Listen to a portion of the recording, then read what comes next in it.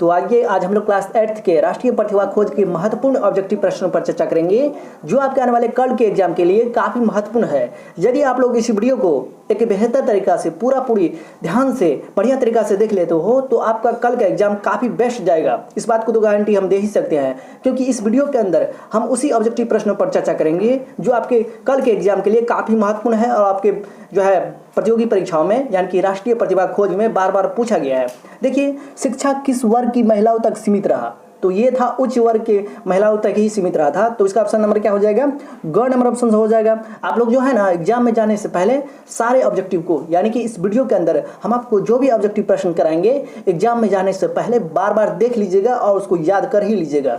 देखिए, कानून के द्वारा सती प्रथा का अंत कब हुआ था? तो कानून के द्वारा सती प्रथा का अंत हुआ था 1829 ईस्वी में। अब भाई सती प्रथा का मतलब क्या हुआ? सती प्रथा का मतलब यह हुआ जो ये प्रथा था पहले जब किसी का जो है पति मर जाता था तो उसी के साथ जिंदा जला दिया जाता था उसकी पत्नी को भी। सती प्रथा इसी को कहते हैं, यानी कि जब किसी का पति मर गया तो उसी के साथ साथ उसकी पत्नी को भी जिंदा जला दिया जाता था। इसी प्रथा को कहते हैं हम लोग सती प्रथा। तो कानून के द्वारा सती प्रथा का अंत हुआ था 1829 ईस्वी में। तो इसका ऑप्शन नंबर हो जाएगा घ नंबर ऑप्शन सही। इसके साथ ही देखिए, विधवा पुनर्विवाह के प्रति किसने अपना जीवन समर्पित कर दिया? तो वह था ईश्वरचंद्र विद्यासागर। देखिए, राजा राम मोहन राय ने ब्रह्म समाज की स्थापना किया था और दयानंद सरस्वती ने आर्य समाज का स्थापना किया था। ये भी आपके जो है कल के एग्जाम के लिए काफ़ी महत्वपूर्ण है। दयानंद सरस्वती ने आर्य समाज का स्थापना किया था और राजा राम मोहन राय ने ब्रह्म समाज का स्थापना किया था। तो इसका ऑप्शन नंबर हो जाएगा विधवा पुनर्विवाह के प्रति अपना जीवन समर्पित कर दिया था ईश्वरचंद्र विद्यासागर ने। तो इसका ऑप्शन नंबर हो जाएगा क नंबर ऑप्शन सही। बाल विवाह निषेध अधिनियम किस वर्ष पारित हुआ? तो बाल विवाह निषेध अधिनियम जो पारित हुआ था 1929 ईस्वी में। तो इसका ऑप्शन नंबर हो जाएगा घ नंबर ऑप्शन सही। आइए अगला प्रश्न देखिए, वर्नाकुलर प्रेस एक्ट के माध्यम से क्या किया गया? तो वर्नाकुलर प्रेस एक्ट होता क्या है? अगर इसके बारे में आप लोग नहीं जानते हैं तो यूट्यूब पे सर्च कीजिए वर्नाकुलर प्रेस एक्ट क्या होता है, GKS study centre. Vernacular press act GKS study centre आप लोग यूट्यूब पे सर्च कीजिएगा तो आ जाएगा। यदि आप लोग उस वीडियो को बढ़िया तरीका से देख लेते हो तो वर्नाकुलर प्रेस एक्ट है क्या, ये कितने ईस्वी में पारित हुआ था, सारा क्वेश्चन का आंसर आपको मिल जाएगा। आप एक बेहतर तरीका से हमने जो है ना इसके ऊपर जो है वीडियो बना दिया है। तो देखिए, वर्नाकुलर प्रेस एक्ट जो था ना 1878 ईस्वी में पारित हुआ था। 1878 ईस्वी में ये लागू हुआ था और ये जो है ना भारतीय भाषाओं के समाचार पत्रों पर प्रतिबंध लगाया गया था। तो इसका ऑप्शन नंबर हो जाएगा ख नंबर ऑप्शन सही। इसके बाद देखिए अगला प्रश्न, बंग भंग के बाद पूरे बंगाल में क्या हुआ? तो बंग भंग के बाद पूरे बंगाल में हुआ शोक दिवस मनाया गया, लोगों ने उपवास रखा, विदेशी वस्तुओं का बहिष्कार किया। तो इसका ऑप्शन नंबर हो जाएगा घ नंबर ऑप्शन सही। ये सारे चीज हुआ। इसके बाद अगला प्रश्न देखिए, महात्मा गांधी ने भारत में सत्याग्रह का प्रथम प्रयोग कहाँ किया? तो महात्मा गांधी ने भारत में सत्याग्रह का प्रथम प्रयोग किया था चंपारण में। तो इसका ऑप्शन नंबर हो जाएगा ख नंबर ऑप्शन सही। आइए अगला प्रश्न देखते हैं, रॉलेट एक्ट के विरोध में सभा कहाँ हो रही थी? तो जालियांवाला बाग में। तो इसका ऑप्शन नंबर हो जाएगा क नंबर ऑप्शन सही। इसके साथ ही देखिए, केसरे हिंद की उपाधि का त्याग किसने किया? तो केसर ए हिंद का उपाधि का त्याग किया था महात्मा गांधी ने और रविंद्रनाथ टैगोर ने नाइट की उपाधि त्यागा था। रविंद्रनाथ टैगोर ने नाइट की उपाधि त्याग दिया था और केसर ए हिंद की उपाधि त्याग दिया था महात्मा गांधी ने। ये दोनों ऑब्जेक्टिव आप लोग बढ़िया तरीका से याद कर ही लीजिएगा। देखिए यहाँ पे केसरे हिंद की उपाधि का त्याग किया था तो महात्मा गांधी ने। तो उसका ऑप्शन नंबर हो जाएगा ख नंबर ऑप्शन सही। करो या मरो का नारा गांधी जी ने दिया तो भारत छोड़ो आंदोलन के दौरान। करो या मरो का नारा किसने दिया था? तो भारत छोड़ो आंदोलन के दौरान। और जो है भारत छोड़ो आंदोलन यानी कि भारत छोड़ो कितने ईस्वी में हुआ था? तो 1942 ईस्वी में। यानी कि भारत छोड़ो आंदोलन कितने ईस्वी में हुआ था? तो 1942 ईस्वी में। असहयोग आंदोलन किसने किया था? तो महात्मा गांधी ने ही किया था। समझ गए ना? तो ये सारे बातों आप लोग जो है ना बढ़िया तरीका से याद कर लीजिएगा। यहाँ पे हो जाएगा करो या मरो का नारा गांधी जी ने दिया था भारत छोड़ो आंदोलन के दौरान। तो इसका ऑप्शन नंबर हो जाएगा ग नंबर ऑप्शन सही। आइए अगले प्रश्न की ओर चलते हैं, 1857 का विद्रोह कहाँ से आरंभ हुआ?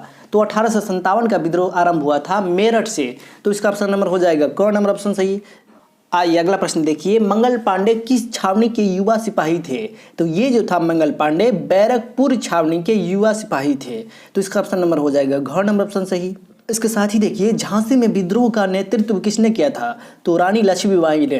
तो इसका ऑप्शन नंबर हो जाएगा ग नंबर ऑप्शन सही, यानी कि झांसी में विद्रोह का नेतृत्व किया था रानी लक्ष्मीबाई ने। कुंवर सिंह कहाँ के जमींदार थे? तो कुंवर सिंह जो जमींदार था जगदीशपुर का। तो इसका ऑप्शन नंबर हो जाएगा ख नंबर ऑप्शन सही। इसके साथ ही देखिए वहाबी आंदोलन का नेतृत्व बिहार में किसने किया था? तो वहाबी आंदोलन का नेतृत्व किया था बिहार में विलायत अली ने। तो उसका ऑप्शन नंबर हो जाएगा ख नंबर ऑप्शन सही।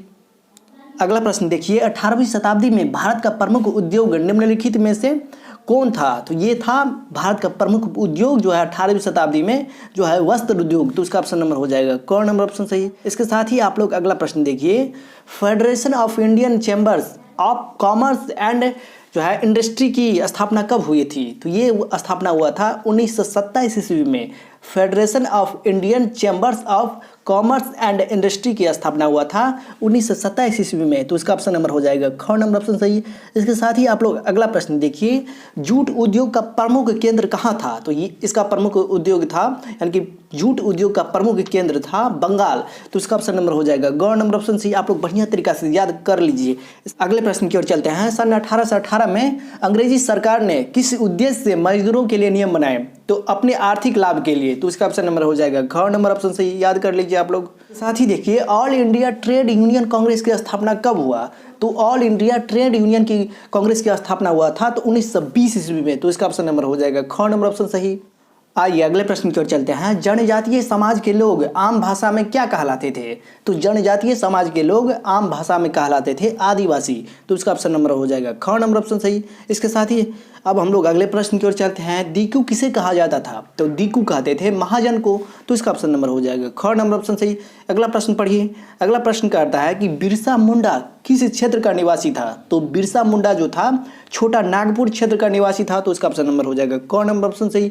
इसके साथ ही आप लोग देखिए गिंडालियों ने अंग्रेजी सरकार की दमनकारी कानून को नहीं मानने वाला जो है जनजातियों में जाकर गांधी जी के किस आंदोलन से जनजातीय आंदोलन को जोड़ने का सफल प्रयास किया? तो सविनय अवज्ञा आंदोलन। तो उसका ऑप्शन नंबर हो जाएगा ख नंबर ऑप्शन सही। यानी कि गिंडालू ने अंग्रेजी सरकार की दमनकारी कानून को नहीं मानने का गांधी जी के साथ जो है सविनय अवज्ञा आंदोलन किया। समझ गए ना? इसको जो है बढ़िया तरीका से याद कर लीजिएगा। झारखंड राज्य किस राज्य के विभाजन के परिणाम स्वरूप बना? तो ये था बिहार राज्य के। बिहार राज्य से अलग हुआ है ना झारखंड 15 नवंबर 2000 ईस्वी को। ये भी आप लोग बढ़िया तरीका से याद कर लीजिएगा। झारखंड राज्य किस राज्य के विभाजन के परिणाम स्वरूप बना? तो बिहार के। तो इसका ऑप्शन नंबर हो जाएगा क नंबर ऑप्शन सही। इसके साथ ही देखिए आपके कल के एग्जाम में बायोलॉजी से भी आपके कल के एग्जाम में क्वेश्चन रहेगा। तो विटामिन ए की कमी से क्या होता है? तो रतौंधी होता है। देखिए विटामिन ए की कमी का लक्षण क्या होता है? कैसे हम लोग पहचानेंगे कि किसी व्यक्ति में विटामिन ए की कमी है? तो कमजोर दृष्टि यानी कि जो रात में बढ़िया तरीका से देखता नहीं है, देख नहीं पाता है बढ़िया तरीका से, कभी कभी जो है पूरी तरह से नहीं दिखाई देता है, यानी कि जो है ना हम लोग रात में बढ़िया तरीका से नहीं देख पाते हैं ना, तो समझिए उस व्यक्ति में विटामिन ए की कमी है। समझ गए ना? तो विटामिन ए की कमी से रतौंधी नामक बीमारी हो जाता है। इसी रतौंधी को इंग्लिश में कहते हैं नाइट ब्लाइंडनेस। बढ़िया तरीका से आप लोग समझ के याद कर लीजिए। विटामिन बी की कमी से होता है बेरी नामक रोग, दुर्बल पेशियां और काम करने की ऊर्जा में कमी। पेशियां जो होता है ना, पेशियां वो दुर्बल हो जाता है। विटामिन सी की कमी से स्कर्वी नामक रोग हो जाता है। मसूड़े से जो है दांत के मसूड़े से खून निकलने लगता है। घाव भरने में जो है अधिक समय लगता है। जैसे कि घाव हो गया ना, कभी घाव हो जाता है, कट जाता है, तो बढ़िया तरीका से जल्दी भर नहीं पाता है, यानी कि जल्दी ठीक नहीं हो पाता है। तो समझ जाइए उस व्यक्ति में क्या है, विटामिन सी की कमी है। तो विटामिन सी की कमी से स्कर्वी नामक रोग हो जाता है। विटामिन डी की कमी से रिकेट्स नामक रोग हो जाता है, यानी कि अस्थियों का मुलायम होना। अस्थियों का मुलायम यानी कि हड्डियों का मुलायम होकर मुड़ जाना। विटामिन डी की कमी से हड्डी जो है कमजोर हो जाता है। समझ गए? विटामिन डी की कमी से रिकेट्स नामक रोग हो जाता है।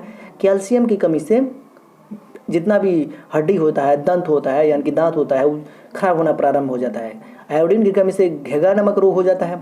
इसके बाद देखिए जो है लोह यानी कि शरीर में लोहे की कमी से अल्प रक्तता, इसी को कहते हैं एनीमिया नामक रोग हो जाता है। आपको कहेगा कि शरीर में लोहे की कमी से कौन सा रोग हो जाता है? तो एनीमिया नामक रोग।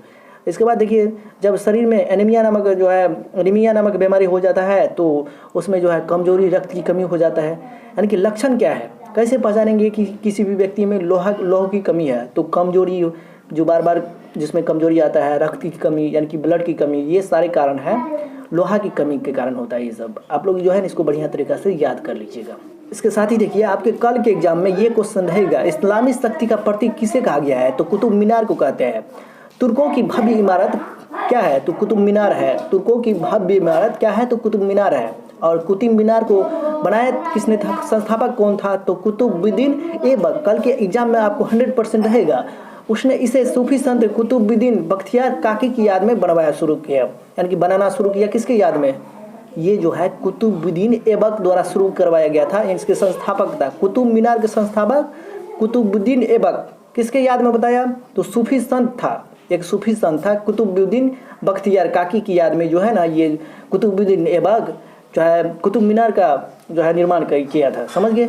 इसके बाद देखिए यह 5 मंजिला है। कुतुब मीनार कितने मंजिल का है, तो 5 मंजिल का है, जिसकी कुल ऊंचाई कितना है, कुतुब मीनार की कुल ऊंचाई है 71.4 मीटर। पहली मंजिल जो है बनाया गया था ना, पहली बिल्डिंग, पहली मंजिल, ये जो बनाया गया था ऐबक के द्वारा बनाया गया था। समझ गए। अगली 3 मंजिल जो बनाया था इल्तुतमिश ने, इल्तुतमिश में, यानी कि कुतुब मीनार में 5 मंजिल है, जिसमें 5 मंजिल में पहला मंजिल बनाया था ऐबक ने, और जो है अगली 3 मंजिल बनाया था इल्तुतमिश ने, ये 1229 में ईस्वी में बनाया था। और जो है कुतुब मीनार की ऊंचाई है 71.4 मीटर। समझ गए ना। और जो कहेगा कि ये टूटा किसके कारण से था, तो वज्रपात ये और बिजली के कारण से टूट गया था। समझ गए ना। तो आप लोग जो है ना एग्जाम में जाने से पहले इन सारे ऑब्जेक्टिव प्रश्नों को बढ़िया तरीका से याद कर लीजिएगा। यदि आप लोगों को राष्ट्रीय प्रतिभा खोज की एक बेहतर तरीका से तैयारी नहीं है तो आप लोग जल्द ही कमेंट कीजिए, सर जी और वीडियो बनाइए। हम जो है लगभग इसके ऊपर जो है ना 2-4 वीडियो बना देंगे ना। अगर आप लोग 2-4 वीडियो बढ़िया तरीका से देख के फिर चले जाइएगा एग्जाम देने के लिए, तो आपको सारा क्वेश्चन बन जाएगा। तो आप लोग कमेंट कीजिएगा, लगभग जो है 50 स्टूडेंट कमेंट कर दीजिएगा कि सर जी इसके ऊपर वीडियो बना दीजिए, तो हम तुरंत वीडियो बना देंगे। और 5 को मान के चलिए ना, 5-6 को वीडियो यदि हम बना दिए, अगर आप लोग उस वीडियो को बढ़िया तरीका से देख लीजिएगा तो आपका जो है एग्जाम बहुत ही बेस्ट जाएगा। इस बात की हम गारंटी दे सकते हैं। तो बढ़िया तरीका से आप लोग इसको देख लीजिए पहले। और जो है जो भी लड़का को ऐसा लगता है कि मेरा जो है एग्जाम का तैयारी, यानी कि राष्ट्रीय प्रतिभा खोज क्लास 8 की तैयारी बढ़िया तरीका से नहीं हुआ है, तो आप लोग जल्द ही तुरंत कमेंट कीजिए, क्योंकि अभी समय जो है बहुत कम बचा है। कमेंट कीजिएगा, तुरंत हम वीडियो प्रोवाइड कराएंगे, तुरंत वीडियो हम बना के डालेंगे और 4-5 वीडियो बना देंगे ना, तो आपका सारा काम हो जाएगा। आप एग्जाम में बेहतरीन कीजिएगा, बेहतरीन परफॉर्मेंस कीजिएगा, आपको सारा ऑब्जेक्टिव बन जाएगा। तो चलिए मिलेंगे नए वीडियो में, तब तक के लिए हमें विदा दीजिए। जय हिंद, जय भारत, पढ़ते रहिए, स्वस्थ रहिए।